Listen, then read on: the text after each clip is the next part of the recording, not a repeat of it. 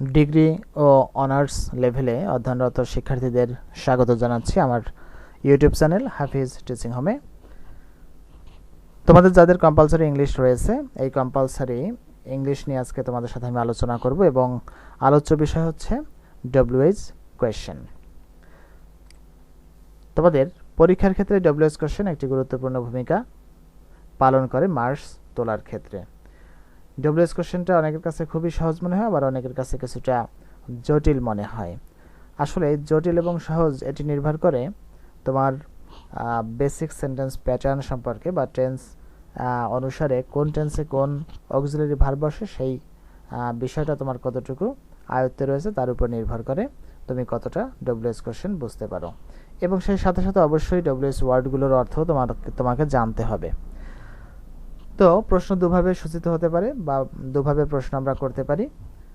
তার একটি হচ্ছে ইয়েস নো কোয়েশ্চেন এবং আরেকটি হচ্ছে ডব্লিউএইচ কোয়েশ্চেন।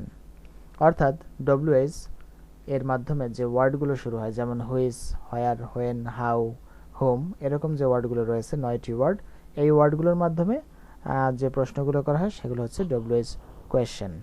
আর ইয়েস নো কোয়েশ্চেন হচ্ছে শুধুমাত্র অক্সিলারি ভার্বের মাধ্যমে প্রশ্ন করা হয়, এখানে ডব্লিউএইচ ওয়ার্ড ব্যবহার করা হয় না।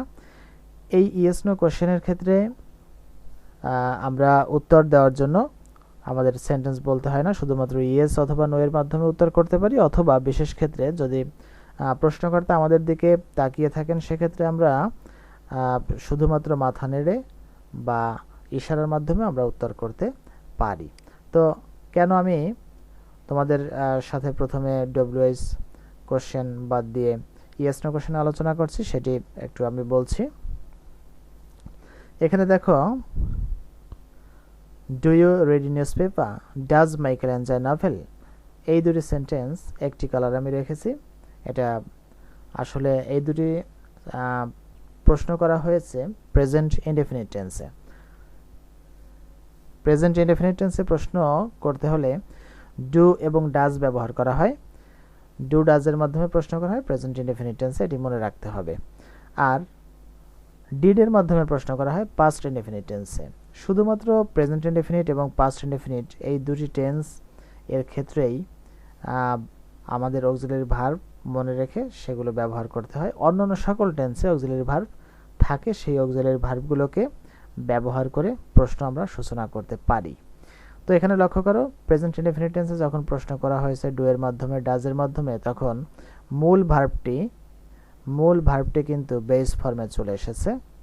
আবার পাস্ট ইনডেফিনিট টেন্সে যখন প্রশ্ন করা হয়েছে ডিডের মাধ্যমে, তখনও মূল ভার্বটি বেস ফর্মে চলে এসেছে। বেস ফর্ম আসলে কি ফর্ম? বেস ফর্ম হচ্ছে ভার্বের মূল ফর্মটা, যে ফর্মের সাথে এস বা এস যুক্ত থাকে না, ভার্বের সাথে আইএনজি যুক্ত থাকে না। এরপর প্রেজেন্ট ইনডেফিনিট টেন্সের কথাটি বললাম তোমাদের। এরপর ভার্বের পাস্ট ফর্ম থাকে না, ভার্বের পাস্ট পার্টিসিপাল ফর্ম থাকে না, কোনো ফর্ম থাকে না, শুধুমাত্র বেস ফর্ম থাকে যার সাথে কোনো কিছু যুক্ত থাকে না। আবার বলছি, এটা অবশ্যই ভালোভাবে মনে রাখতে হবে, কারণ এর সাথে আমাদের ডব্লিউএইচ কোশ্চেনের সম্পর্ক রয়েছে। কীরকম সম্পর্ক, যেমন তোমাকে আমি একটু বুঝিয়ে বলি। এখানে আছে do you read newspaper, আপনি কি সংবাদপত্র পড়েন। এই ডু এর বাম পাশে যদি তুমি যুক্ত করে দাও when do you read newspaper, আপনি কখন সংবাদপত্র পড়েন, অথবা এখানে তুমি ব্যবহার করতে পারো why do you read newspaper, আপনি কেন সংবাদপত্র পড়েন। আবার এখানে তুমি যুক্ত করতে পারো how do you read newspaper, আপনি কিভাবে সংবাদপত্র পড়েন। এভাবে এই প্যাটার্নেই তুমি বাম পাশে ডব্লিউএইচ ওয়ার্ডগুলো যুক্ত করে প্রশ্ন করতে পারো, যে ডব্লিউএইচ ওয়ার্ডগুলো সাবজেক্ট হিসেবে ব্যবহৃত হয় না সেগুলোর মাধ্যমে আমরা প্রশ্ন করতে পারি। তো কিভাবে পারি সেটা আমরা আরেকটু সামনে আমরা দেখব। ডব্লিউএইচ কোশ্চেনের ক্ষেত্রে আমরা কোন কোন ওয়ার্ডগুলো ব্যবহার করে থাকি? আমরা সাধারণত এই 9টি ওয়ার্ড ব্যবহার করে থাকি। সেই 9টি ওয়ার্ড তোমাদের এখানে দেওয়া আছে। হু, কে বা কারা, হুজ, কার কাদের, হোম, কাকে কাদেরকে, এখানে তোমরা সম্পূর্ণটা দেখতে পাচ্ছ। এই ওয়ার্ডগুলো আমরা ডব্লিউএইচ কোশ্চেনের ক্ষেত্রে ব্যবহার করে থাকি। এরপরে দেখো ডব্লিউএইচ কোশ্চেন এর বেসিক ফ্রেম, অর্থাৎ এর যে বেসিক স্ট্রাকচার, ডব্লিউএইচ কোশ্চেনগুলো আমরা কিভাবে করি সেই স্ট্রাকচারটি আমি এখানে দিয়ে দিলাম। যেমন আমরা ডব্লিউএইচ ওয়ার্ডকে সরাসরি সাবজেক্ট হিসেবে ব্যবহার করে প্রশ্ন করতে পারি। যেমন প্রথম সেন্টেন্সটিতে আমি সাবজেক্ট হিসেবে দেখিয়েছি, who has broken my flower tub, আমার ফুলের টব কে ভেঙেছে। হু অর্থ হচ্ছে কে, আমার ফুলের টব কে ভেঙেছে। এখানে কে এর জায়গায় তুমি যদি শুধুমাত্র একটি নাউন বা প্রোনাউন যুক্ত করে দাও একটি সাবজেক্ট, তাহলে একটি পূর্ণাঙ্গ সেন্টেন্স হয়ে যায়, আর কোনো প্যাটার্নের চেঞ্জ করতে হয় না। যেমন ধরে নিলাম মাইকেল ভেঙেছে, তাহলে Michael has broken my flower tub, Michael আমার ফুলের টাবটি ভেঙেছে। তার মানে এখানে সাবজেক্ট মাইকেলের পরিবর্তে শুধুমাত্র হু ব্যবহার করেছি। হু বিশেষ করে ব্যক্তির ক্ষেত্রে বসে, এটাও তোমাদের মনে রাখতে হবে। এরপরে দ্বিতীয় সেন্টেন্সটি দেখো, ডব্লিউএইচ ওয়ার্ড প্লাস এভি অর্থ হচ্ছে অক্সিলারি ভার্ব। আমি তোমাদের একটু বলে দিলাম, এটি অনেকে অন্যরকম নিতে পারো। সংক্ষিপ্তকরণের জন্য আমি এটা সংক্ষেপে লেখার জন্য আমি এভি লিখেছি। অক্সিলারি ভার্ব সাহায্যকারী ক্রিয়া, subject main verb, extension EXT অর্থাৎ এক্সটেনশন অর্থাৎ বর্ধিতাংশ, এখানে যদি কিছু থাকে সামনে তাহলে সেগুলো ব্যবহার করতে হবে। এখানে কিন্তু ডব্লিউএইচ ওয়ার্ড সাবজেক্ট হিসেবে ব্যবহৃত হয়নি। Whom are you looking for, whom are you, ইউটা হচ্ছে এখানে সাবজেক্ট, ইউ সাবজেক্ট, হোম কিন্তু এখানে সাবজেক্ট না। Whom are you looking for, তুমি কাকে খুঁজছো, লুক ফর অর্থ খোঁজা, তুমি কাকে খুঁজছো। তাহলে উত্তরে কেমন আসবে, I am looking for dash, I am looking for John, I am looking for Michael, I am looking for someone, যে কোনো কাউকে তুমি শেষে বসিয়ে দিলে হবে। অর্থাৎ এই হোমটা হচ্ছে অবজেক্ট। আমরা উত্তরে যেটি পাবো যে ওয়ার্ডটি, সেটি হচ্ছে সেন্টেন্সের অবজেক্ট। তাহলে এখানে সাবজেক্ট হিসেবে ব্যবহৃত হয়েছে, এখানে সাবজেক্ট হিসেবে নয়, অবজেক্ট হিসেবে। যখন সাবজেক্ট হিসেবে ব্যবহৃত হবে না তখনই শুধুমাত্র প্যাটার্নে পরিবর্তন আসবে। যখন এর উত্তর আমরা দিতে যাব, এরকম হবে উত্তরটি, ইউ আর লুকিং ফর জন, অথবা অন্য কারো নাম। তাহলে আমরা দেখতে পাচ্ছি যখন উত্তর করব তখন সাবজেক্টের বাম পাশের অক্সিলারি ভার্বটি ডান পাশে চলে আসবে। এখন দেখি ডব্লিউএইচ ওয়ার্ডের মাধ্যমে কয়েকটি সেন্টেন্স আমরা খুব ভালোভাবে লক্ষ্য করব, কারণ আমরা যখন ডব্লিউএইচ ওয়ার্ড ফ্রেম করতে যাব, যখন মেক করতে যাব, তখন আমাদের এই সেন্টেন্সগুলো আমাদের দরকার হবে। এখানে কিছু আছে ফ্রেজ, এই ফ্রেজগুলো আমাদের দরকার হবে। হোয়াট টাইম, শুধু হোয়াট কিন্তু আমরা ব্যবহার করি না। What time is it by your watch, আপনার ঘড়িতে কত বাজে। হোয়াট টাইম এখানে কত বাজে এই অর্থে ব্যবহার করা হয়েছে। এরপরে দেখো, where do you live in, আপনি কোথায় থাকেন, আপনি কোথায় বাস করেন।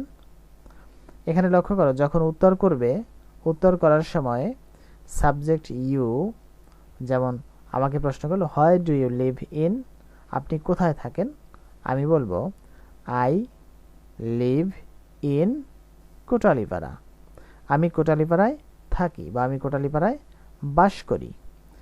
তাহলে ইনের পরে একটি নাউন আসবে, এখানে ইন যোগ করে প্রশ্নটি আমরা করতে পারি, এজন্য লাল কালার দিয়েছি। এখানে ইন ছাড়াও এই প্রশ্নটি ইন ছাড়াও সম্ভব, ইন ছাড়াও হবে। তো ইন থাকলে বিষয়টি আরও সুন্দর হয়, কোথায় সেই জায়গার পূর্বে ইন বসবে, এজন্য ইন বসিয়ে দিলাম আমরা, এভাবে হতে পারে প্রশ্ন। এরপরে দেখো, what is Kotalipara famous for, Kotalipara কিসের জন্য বিখ্যাত। হোয়াট ডট ডট ফর, অর্থাৎ কিসের জন্য, কোন কারণে, এরকম ক্ষেত্রে হোয়াট ফর ব্যবহার করা হয়। ঠিক এই স্ট্রাকচারে ব্যবহার করতে হলে তুমি ব্যবহার করবে। এবং দেখো সাবজেক্ট হচ্ছে এখানে কোটালীপাড়া। যদি ধরে নিলাম আমরা কোটালীপাড়া আতিথেয়তার জন্য বিখ্যাত, তাহলে সেক্ষেত্রে কোটালীপাড়া ইজ, এই বাম পাশের ইজ চলে আসবে ডান পাশে, Kotalipara is famous for hospitality, আতিথেয়তার জন্য কোটালীপাড়া বিখ্যাত। What is your father in law like, তোমার শ্বশুর কেমন, কেমন বলতে কেমন আছেন ঠিক তা না, তোমার শ্বশুর কোন ধরনের, কোন প্রকারের, কেমন টাইপের। আমরা বলি না এটা যেন একটু কেমন টাইপের, লোকটা যেন কেমন টাইপের, বুঝতে পারলাম না, এরকম বলি আমরা অনেক সময়। তো সেই টাইপ, ধরন, মানুষের ব্যক্তিত্বের ধরনকে প্রকাশ করে হোয়াট ডট ডট লাইক। এরপরে দেখো হাউ ওল্ড, বয়স কত, হাউ ওল্ড ইজ শি, তার বয়স কত। হাউ মেনি টাইমস, কতবার। How many times have you been to Cox's Bazar, আপনি কতবার কক্সবাজার গিয়েছেন। How much is this, how much বলতে বোঝা যায় কত, দাম কত বা পরিমাণ কত এরকম বোঝায়। হাউ মাচ ওয়াটার, হাউ মাচের পরে, হাউ মাচ এর পরে আবার নাউনও থাকতে পারে। How much water do you drink in a day, আপনি একদিনে কতটুকু পানি পান করেন। How long will you wait for me, আপনি কতক্ষণ আমার জন্য অপেক্ষা করবেন। How fast does a plane fly, plane কত দ্রুত ওড়ে। হাউ ফাস্ট কত দ্রুত। হাউ স্লিম কতটা চিকন। ইজ হি সে কতটা চিকন, প্রশ্ন। How deep is the Atlantic ocean, Atlantic মহাসাগর কত গভীর। How far is Sylhet from Kotalipara, Kotalipara থেকে সিলেট কত দূর।